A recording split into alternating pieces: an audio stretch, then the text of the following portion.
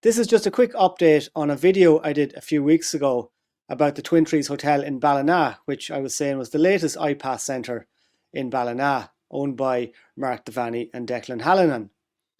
So during the course of making that video, I had an encounter with this lady here. You might remember it. This is Alana Carr, and she is Mark Devaney's current partner, and she also works in Mark Devaney's alcohol wholesale business, Moy Beverages. So after this encounter I had with Alana Carr, I got a call from Garda Síochána a couple of days later that there was an allegation of harassment and intimidation against me. So Alana Carr had went in and fabricated a story to make things sound much worse than they actually were, alleging that I did things that I did not in fact do. Alana obviously didn't realise that I was recording the whole thing, so the guards have all that footage now, and the Gardai will decide in the next couple of weeks or months, whenever it is, whether or not they want to prosecute me or try and prosecute me for harassment and intimidation. While going over to Ballina Garda station to deal with this complaint, it was a good opportunity for me to make my own complaint against Mark Devaney. I was alleging that he was operating an alcohol wholesale business without a valid licence to do so. So I've made that official complaint to the Gardai. They've taken my statement and we'll wait and see what happens.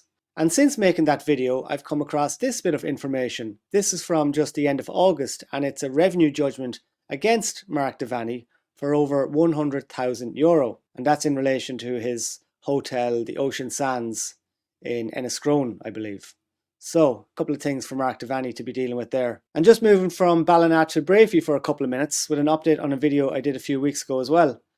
In that video, I talked about the fact that the Ukrainian refugees down at the Breaffy Woods Hotel were to be moved out, and that allegedly there were rumours that 120 Syrians were to be moved in.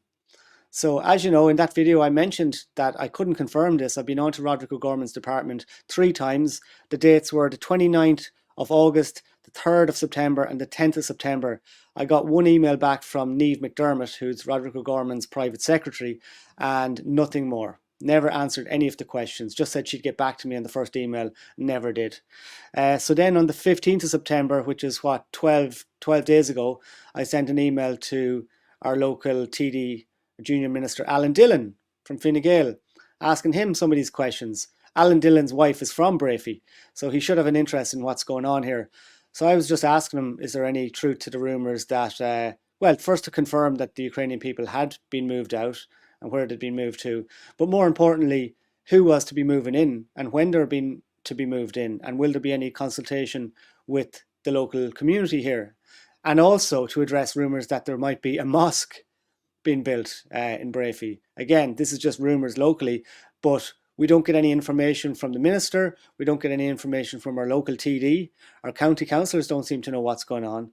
So unfortunately, you know, we're left with these rumours that take some time to figure out if they're true or not, but we just have to wait and see what happens. So what is so important that prevents Alan Dillon from responding to or even acknowledging emails from his constituents here about important issues going on at Breaffy House?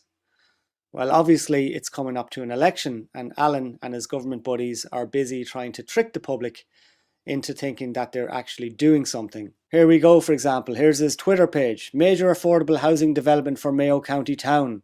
We'll see, Alan. Minister Alan Dillon on increases to grants to adapt homes. Minister Alan Dillon pleased to announce €66,500 in funding for walking trails across Mayo. Today, Minister Alan Dillon has announced €450,000 to ensure our rural towns and villages get help with organising Christmas markets and lights. So you can see there he is obviously very busy with some incredibly important work, and therefore the people of Breaffy will just have to wait and see what happens.